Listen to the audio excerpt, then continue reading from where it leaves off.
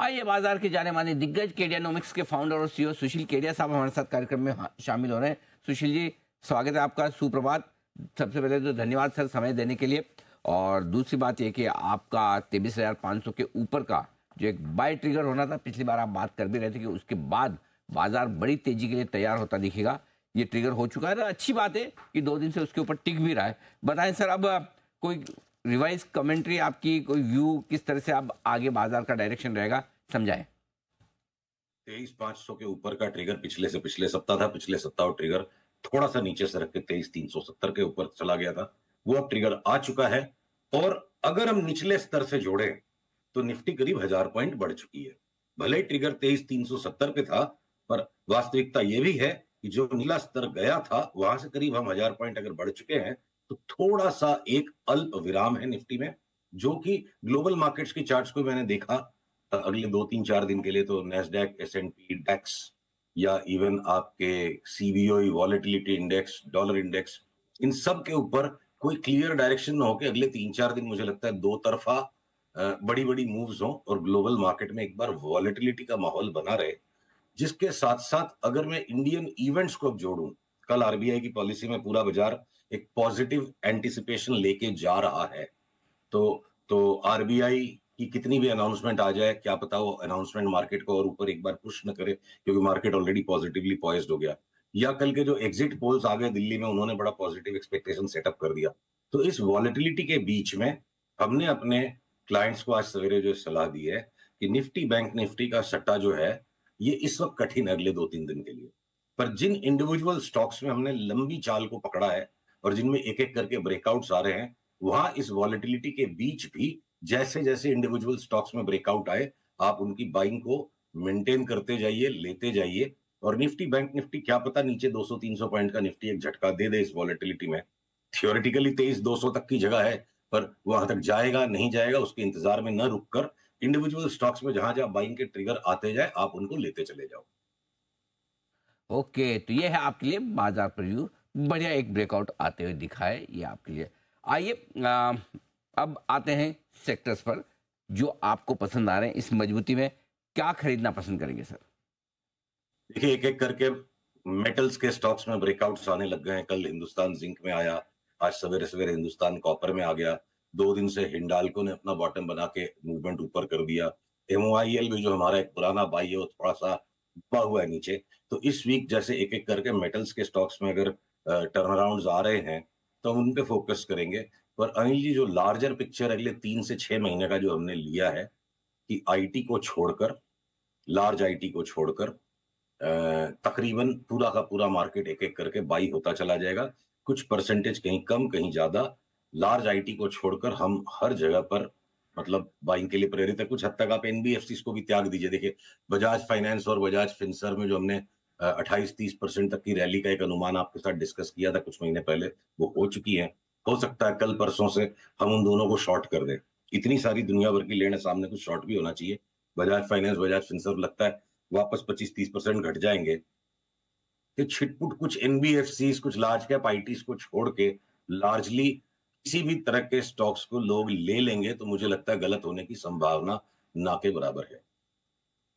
आते कि फेल होने के या नुकसान करने के चांस कम है तेजी करके। अच्छा, गोल्ड लाइफ हाई पर लाइफ हाई बना रहा है, जरा इस पर अपनी राय दें, बताएं बिल्कुल, सर क्या करना चाहिए? पीसीआर से अनुरोध है, चार्ट को दिखाएं। ये चार्ट से बात स्पष्ट होगी। ये लाइफ टाइम हाईज जो आते हैं, बेचैन और व्याकुल तो जरूर कर देते हैं। पर अगर हर एक हाई हाई करने का पॉइंट होता है, कॉमन सेंस का इस्तेमाल करते हैं। एक आज हाई आ गया, बाई कर लो, तो नेचुरल है फिर कल फिर एक और हाई आएगा, फिर बाई कर लो, तो फिर तो स्टॉक प्राइस या कमोडिटी का प्राइस इनफाइनाइट हो जाना चाहिए।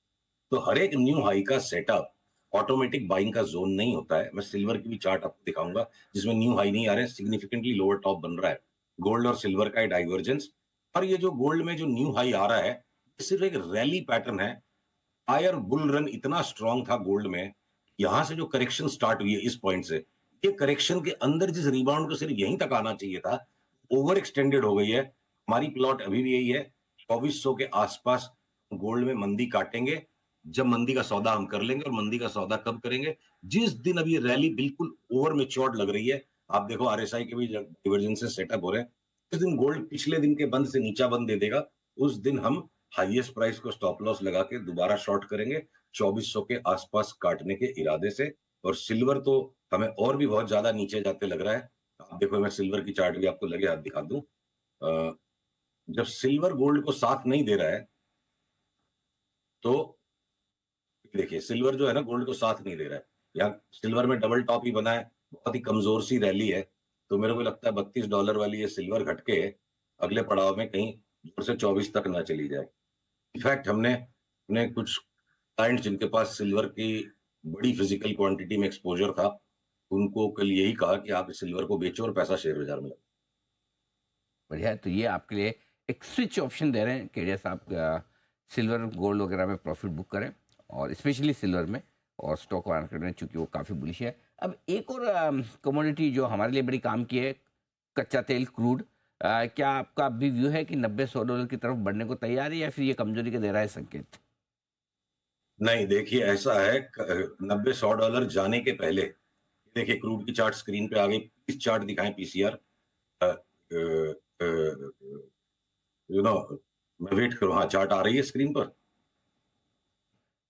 आ रही है, हाँ आई है, आ गई है सर। हाँ, हाँ, तो देखिए ये जो निचली लाल रेखा है, करीबन 64 के आसपास अगर ये एक बार चला जाता है, तो हम वहां से इसको लेंगे $100 के लिए। वरना जब ये फिर ऊपर वाले लेवल को 80 को क्रॉस करेगा तो 100 के लिए लेंगे। जब तक 80 क्रॉस नहीं करता है, 64 का खतरा बना रहेगा। 64 या 80 दोनों में से जो भाव मिले वहां हम इसको $100 ये लेंगे। अभी 71 पर है, हम तकरीबन बीच में है रेंज के। 64 से 80 की रेंज के हम बीच में है 71 पर। 64 के आसपास आ जाए तो लेंगे 100 के लिए, वरना 80 के ऊपर जाएगा तो 100 के लिए लेंगे। ठीक बात है, दोनों में या तो सपोर्ट लेवल पे खरीदेंगे। ये सर बात जो कर रहे हैं वो नाइमेक्स क्रूड की कर रहे हैं, नहीं कि ब्रेंट, ये ध्यान में रहे। सुशील जी नाइमेक्स की बात कर रहे हैं, राइट सर? बिल्कुल जी। हाँ, तो नाइमेक्स 71 है, या तो 64 के आसपास आए तब खरीदा जाएगा, या 80 को पार करने का। ये अच्छा, इस तेजी को ट्रेड करने के लिए आपकी तरफ से कोई ऐसे टॉप स्टॉक्स, 3 स्टॉक्स, 5 स्टॉक जो आप बताना चाहेंगे इसमें सबसे मेरा हाई कन्विक्शन है? सारे के सारे पीएसयूज, और पीएसयूज में भी अगर हाईएस्ट गेन की तरफ ध्यान देना है, लार्जेस्ट गेन की तरफ ध्यान देना है, तो एनएमडीसी मुझे लगता है 2.5-3 गुना भाव हो जाएगा over a time. Container corporation, ONGC, coal India limited, NTPC, PFC, REC, आप steel authority of India limited, NMDC steel, मतलब मैं एक पीएसयू की चार्ट मेरे को आप खोज के दे दो जिसमें कोई बोले कि मैं इसमें शॉर्ट करके पैसा कमा लूंगा, मैं उसको प्रणाम कर लूंगा, साष्टांग दंडवत कर लूंगा। तो एक भी पीएसयू के स्टॉक की चार्ट मंदी के लिए तैयार नहीं है। कम से कम 50%, 100%, 150%, 200% तक की भी बढ़त के लिए पूरा का पूरा पीएसयू रेडी है। अब उसमें कोई रेलवे का स्टॉक भी आ जाएगा, डिफेंस के भी स्टॉक आ जाएंगे, पर इन जनरल पूरे के पूरे पीएसयू पैक में एक तरफा तेजी है। और कोई टॉप 3 स्टॉक नहीं। अनिल जी, समस्या ये है कि पैसा और दिमाग तो लिमिटेड ही है, और इतनी बड़ी संख्या में स्टॉक्स चीख रहे मेरे को ले लो, मेरे को ले लो। तो टॉप 3 की मैं लिस्ट नहीं बनाऊंगा। जिसके जो हाथ लग जाए, जिसके जो स्टॉक नसीब, जिस स्टॉक के नसीब में आपको पैसा देना लिखा है वो स्टॉक आपकी झोली में आ जाएगा। क्योंकि पैसा और दिमाग दोनों लिमिटेड है, तो हमने सोचा कि निवेशकों का पैसा और आपके दिमाग का कॉम्बिनेशन बनाया जाए। बट नेचुरली आपको सारे पीएसयू ज़्यादा अच्छे पसंद आ रहे हैं, अच्छी बात है। जिस किसी के पास दूसरे शेयर भी होंगे उनको उसका फ़ायदा मिलेगा। कम से कम आप नया भी खरीदें, तो पुराने हैं तो उनको डेफिनेटली होल्ड करें। ये राय सुशील जी की तरफ से। बहुत बहुत धन्यवाद सर समय देने के लिए और विस्तार से बाजार पर अपनी राय हमारे दर्शकों को देने के लिए। एक छोटे से ब्रेक